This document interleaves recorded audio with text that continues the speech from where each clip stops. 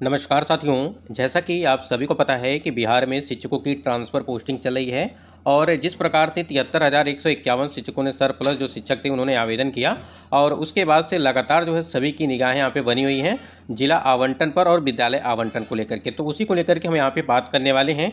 क्या कुछ अपडेट यहाँ पे आ रही है शिक्षा विभाग की तरफ से, उसको देखेंगे और किस प्रकार से आपका जो है जिला का आवंटन किया जाएगा, किसको प्राथमिकता दी जाएगी, इन सभी चीज़ों को लेकर के आज यहाँ पे आपको क्लियर करने वाले हैं। ठीक है, तो स्क्रीन पे आप देख पा रहेंगे कि ब्रेकिंग न्यूज, ई शिक्षा कोष शिक्षक स्थानांतरण जिला आवंटन पर फैसला।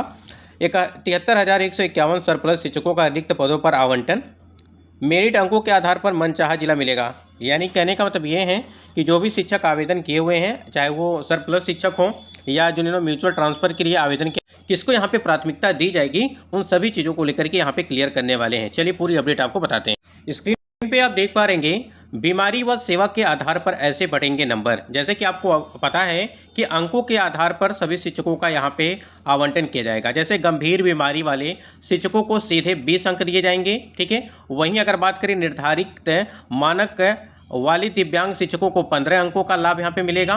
ठीक है, यहीं पे महिला शिक्षकों को, ऐसे शिक्षक जो पति पत्नी जो एक दूसरे से दूर तैनात हैं, उन्हें जो है 10-10 अंक यहाँ पे दिए जाएंगे। अनुभव का भी यहाँ पे पूरा ख्याल रखा गया है और 31 मार्च तक की सेवा अवधि के आधार पर हर साल के लिए 1 अंक यहाँ पे निर्धारित किया गया है। ठीक है, कहने का मतलब ये है कि जो गंभीर बीमारी से ग्रसित शिक्षक हैं उनको 20 अंक यहाँ पे निर्धारित किया गया है। वहीं जो दिव्यांग शिक्षक हैं उनको 15 अंक हैं और जो पति पत्नी जो एक दूसरे से दूर तैनात है उनको जो है 10-10 अंक यहाँ पे दिए जाएंगे और अनुभव का भी यहाँ पे पूरा ख्याल रखा गया है। और यहाँ पे बात की गई है कि 31 मार्च तक, ठीक है, जिनका भी सेवा अवधि के आधार पर हर साल अगर बात करें तो 1 अंक यहाँ पे दिया जाएगा। मान लीजिए आपका 1 वर्ष हो गया तो आपको एक अंक यहाँ पे, 2 साल हो गया तो 2 अंक, 3 साल हो गया तो 3 अंक यहाँ पे दिए जाएंगे। ठीक है, इसके अलावा आप सभी कहाँ तैनात हैं इसके भी यहाँ पे नंबर आपको मिल। नंबर का मतलब ये हो गया आपका कि जैसे मान लीजिए आप कहीं दूर दराज इलाकों में हैं, तैनात हैं, तो उसका भी पूरा ख्याल यहाँ पे रखा गया है। और देखिए यहाँ पे प्राथमिकता कैसे दी जा रही है, ये अंक काफ़ी यहाँ पे मायने रखेगा। जब आपका जो है यहाँ पे जैसे आपको 30 है यहाँ पे विद्यालय का और 5-5 यहाँ पे प्रखंड का जो है विकल्प आपको दिया गया था भरने को लेकर के। ठीक है, और जो 30 विकल्प आपने दिया होगा इसी में से आपको आवंटन किया जाएगा। लेकिन अगर मान लीजिए किसी विद्यालय में, ठीक है, किसी विद्यालय के कई शिक्षक ने एक ही विद्यालय में जो है ट्रांसफर के लिए आवेदन किया हुआ है, तो वहाँ पे प्राथमिकता कैसे दी जाएगी, अंकों के आधार पर प्राथमिकता दी जाएगी। ठीक है, जिनके भी अंक अधिक होंगे, ठीक है, ऐसे में तो उनको जो है वहाँ पे प्राथमिकता मिलेगी और उनका जो है वहाँ पे जिला आवंटन और विद्यालय का आवंटन उनको किया जाएगा। यहाँ तक चीज़ें हमको लगता है क्लियर हो गई होगी। आगे देखिए, रिक्त पदों के आधार पर आपका आवंटन किया जाएगा। देखिए यहाँ पे पोस्टिंग संबंधित जिले और स्कूल में खाली पदों पर निर्भर करेगी। अब मान लीजिए आपने यहाँ पे 30 जो है विद्यालय का विकल्प दे दिया, 30 विद्यालय का विकल्प दे दिया और 30 विद्यालय में जो है एक भी रिक्त पद नहीं है आपके विषय का। ठीक है, तो ऐसे में क्या होगा उसको लेकर के बात करेंगे। लेकिन सबसे पहले देखिए यहाँ पे खाली पदों पर निर्भर करेगी। जिन शिक्षकों के अंक अधिक होंगे उन्हें स्कूलों के चयन का पहला विकल्प यहाँ पे दिया जाएगा।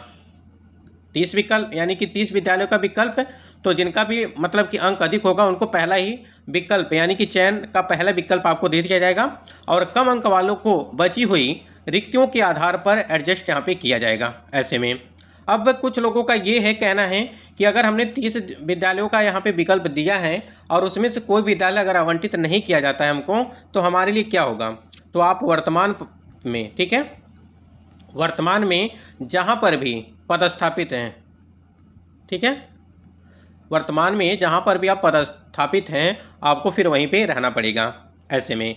ठीक है, तो ये चीज़ें बिल्कुल आप ध्यान रखेंगे। अभी तक चीज़ें यही देखने को मिली हैं जितने भी आपकी ट्रांसफ़र पोस्टिंग आपकी की गई है, चाहे वो 1,90,000 की अगर बात करें। ठीक है, ऐसे में तो प्राथमिकता उन्हीं शिक्षकों को अधिक मिलने वाली हैं जिनके अंक सबसे अधिक होंगे, चाहे वो गंभीर बीमारी से ग्रसित हों शिक्षक हों, या अगर बात करें यहाँ पे दिव्यांग हों, ठीक है, या पति पत्नी पर हो, या अगर बात करें यहाँ पे सेवावधि यानी कि अनुभव का भी यहाँ पे पूरा जो ख्याल रखने की बात यहाँ पे कही गई है कि मान लीजिए 1 वर्ष 2 वर्ष 3 वर्ष यहाँ पे आपका जो है हो चुका है नौकरी करते, तो ऐसे में उसका भी ख्याल रखा जाएगा और उस पर एक अंक यहाँ पे निर्धारित किया गया है।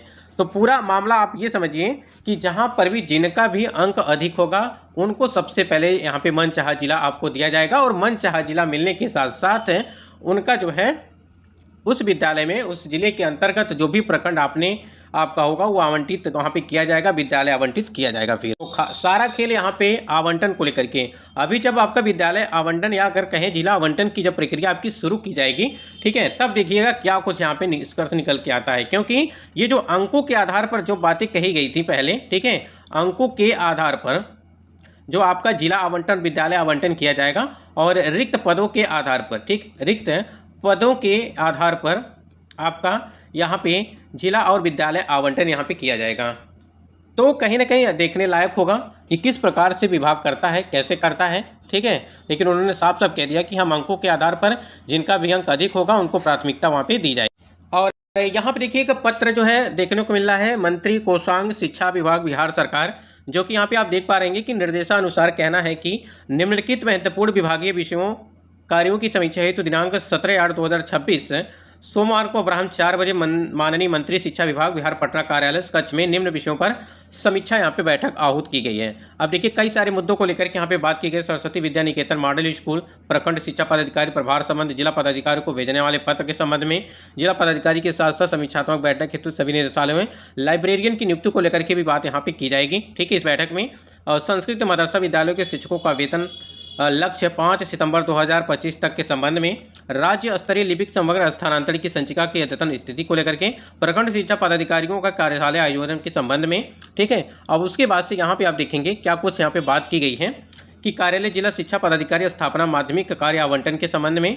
सभी प्रशाखा पदाधिकारी का कार्य आवंटन वर्क डिस्ट्रीब्यूशन के संबंध में ट्रांसफर पॉलिसी पर चिंतन फेसबुक लाइव के संबंध में, ठीक है। ये ट्रांसफर पॉलिसी है जिला कार्यक्रम पदाधिकारी लंबित कार्यों की समीक्षा और CM सहयोग पोर्टल की समीक्षा के संबंध में कई सारे महत्वपूर्ण बिंदुओं पर यहाँ पे आपका जो है बातें चलेंगी। और आवंटन को लेकर की बात की गई है, ये जो ट्रांसफर पॉलिसी है 2026, ठीक है, इसको लेकर के बात चल रही है। और इसमें आपका जो है आपको देखने को मिलेगा कि जिला आवंटन कैसे किया जाएगा, ठीक है, या जो भी संशोधन को लेकर के बात की जा रही है अभी तक अगर कुछ संशोधन लायक होगा तो उसमें हो सकता है किया जाए कुछ, लेकिन महत्वपूर्ण होगा ये जो बैठक हो। और उसी बैठक में शिक्षक का स्थानांतरण जिला आवंटन पर फैसला आपको देखने को मिलने वाला है। तो 71,000 यहाँ पे 73,151 सरप्लस शिक्षकों का रिक्त पदों पर ही आवंटन आपका किया जाएगा, और अंकों के आधार पर ही, यानी कि मेरिट अंकों के आधार पर मनचाहा जिला आपको मिलने वाला है, ठीक है। ऐसे में तो मान के चलिए कि जो भी चीज़ें हो रही हैं आप ही सभी को लोगों के लिए हो रही, जितने भी शिक्षक हैं,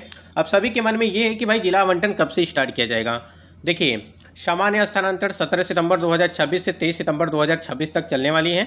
उसके पहले हर हाल में आपका जो है, यानी कि अगर देखा जाए तो सितंबर में ही आपका जिला आवंटन से संबंधित आपने देखा होगा कि एक सप्ताह में जो है जिला आवंटन से संबंधित प्रक्रियाएं शुरू यहाँ पे कर दी जाएंगी। बाकी देखिए क्या कुछ होता है। शिक्षा विभाग अगर सब कुछ ठीक ठाक रहता तो जल्दी आपका जिला आवंटन और विद्यालय आवंटन का यहाँ पे कार्य शुरू हो जाएगा।